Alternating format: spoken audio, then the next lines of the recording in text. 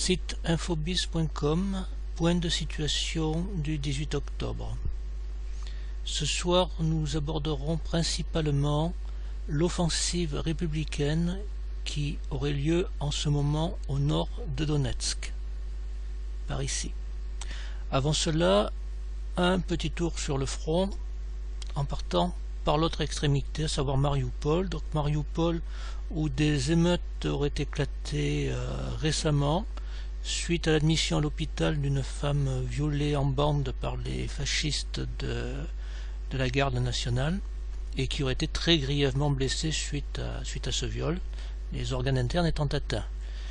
On note 200 femmes violées en bande à l'heure actuelle par ces personnages à l'hôpital de Mariupol. Savoir que celles qui sont à l'hôpital sont les plus gravement atteintes. On peut comprendre qu'il y ait des émeutes. Sur le front ici, front qui se situe à l'ouest de l'autoroute qu'on voit Sema-Len-20 ici, qui relie Donetsk à Mariupol. Donc sur ce front, on a confirmation de notre récent flash opération, avancée offensive des forces républicaines vers l'autoroute vers l'ouest. En particulier ici où la rive ouest de la coupure humide a été prise, puisque nos positions maintenant sont à Granit-Noye.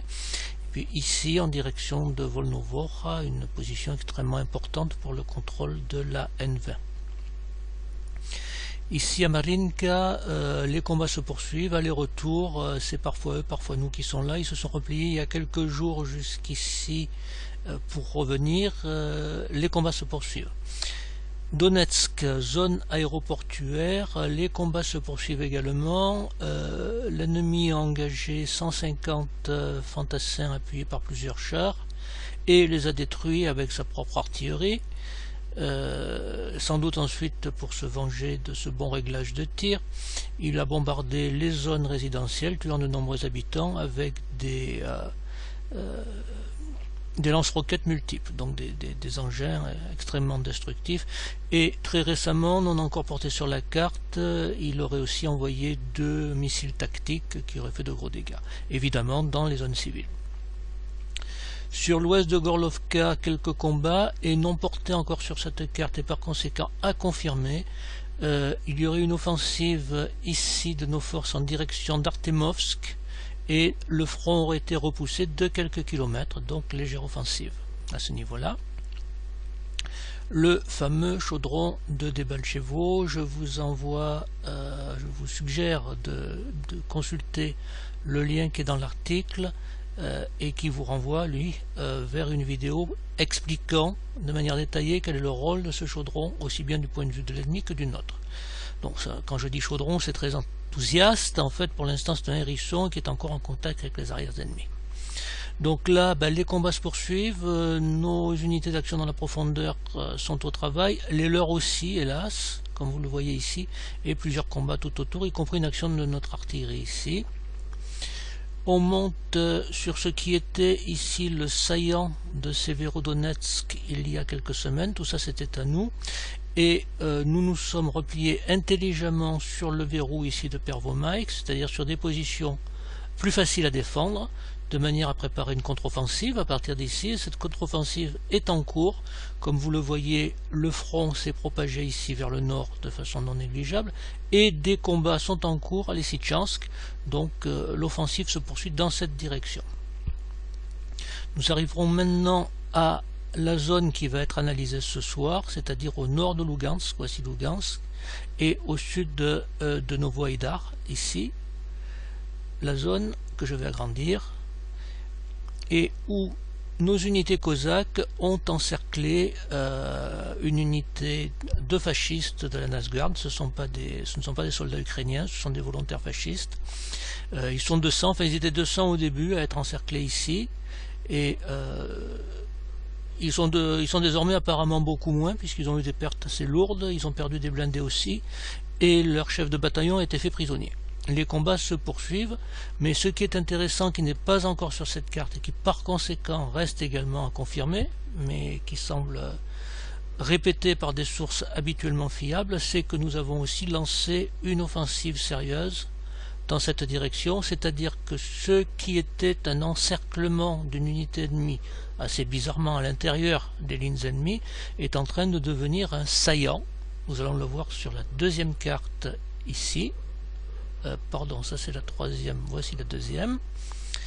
Nous voyons donc le front à l'heure actuelle est par là. Il était il y a 2 jours le long de la rivière que vous pouvez suivre sur cette ligne vert foncé, là où il y a mon curseur, à peu près jusqu'ici la frontière russe.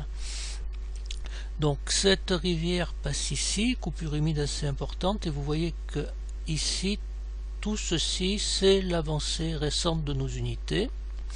Alors ici à Bakhmutovka, les forces ennemies sont encerclées, et ce qui était ici un encerclement isolé, donc quelque chose de très très bizarre sur un plan tactique, est maintenant un saillant, puisque nous avons poussé une offensive jusqu'à ce secteur.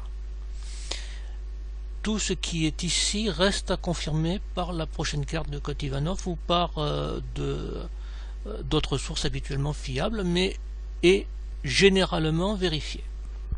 Alors quel est l'intérêt de cette offensive et de ce saillant? Ici, à Chastilly, l'ennemi est retranché. Vous pouvez voir ici sa ligne de retranchement dirigée vers le sud.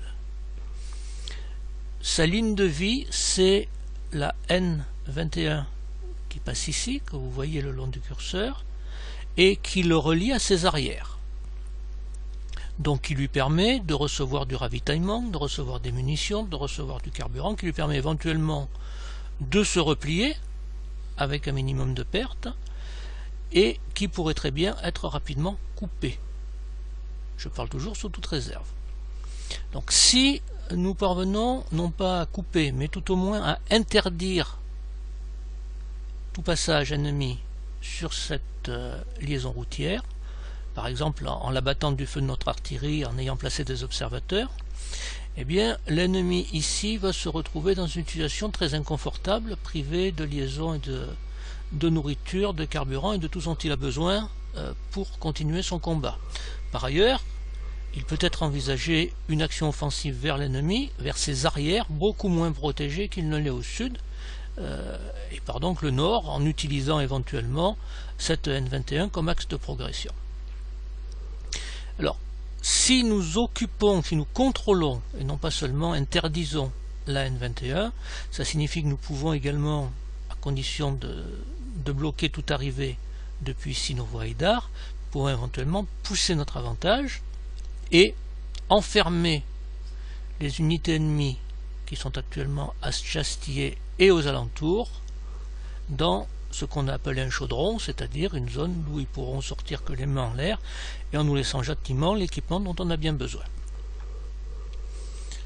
Pour être encore plus optimiste, et là c'est plus que sous des réserves, mais ça peut être envisagé, si cette zone est contrôlée, il ne serait pas illogique de penser, je dis bien si cette zone est contrôlée, il ne serait pas illogique de penser que nous poussions notre avantage jusqu'à la frontière russe, encerclant aussi les unités qui sont ici, et préparant la libération d'une portion non négligeable de la Novorussie qui est encore occupée par l'ennemi. Alors, nous allons consulter une troisième carte afin de voir l'importance tactique des coupures humides que nous devinons sur celle-ci, que vous voyez ici le long de mon curseur. Quelques repères pour passer d'une carte à l'autre. Ici, Bakhmutovka, où l'ennemi est encerclé par les Cosaques. Ici, Chastilly dont nous venons de parler, la N21, et voici Novoïdar. Alors, la dernière carte, la voici, avec Chastilly ici, avec Novoïdar ici, et avec, ici, Bakhmutovka, où, je le répète, nos Cosaques ont encerclé 200 ennemis et leur matériel. La N21, dont nous venons de parler, là juste à Chastilly, et dans cette direction vers les arrières ennemies. Alors vous voyez que nous avons à peu près ici, le long de mon curseur, et maintenant le long de la N21, une ligne de séparation des eaux, avec de ce côté-là principalement des cours d'eau orientés est-ouest, sauf ceci, et de ce côté-là convergent vers Chastillé, des cours d'eau orientés nord-sud, et par conséquent handicapant énormément la possibilité pour l'ennemi d'acheminer des renforts si nous coupons cette route.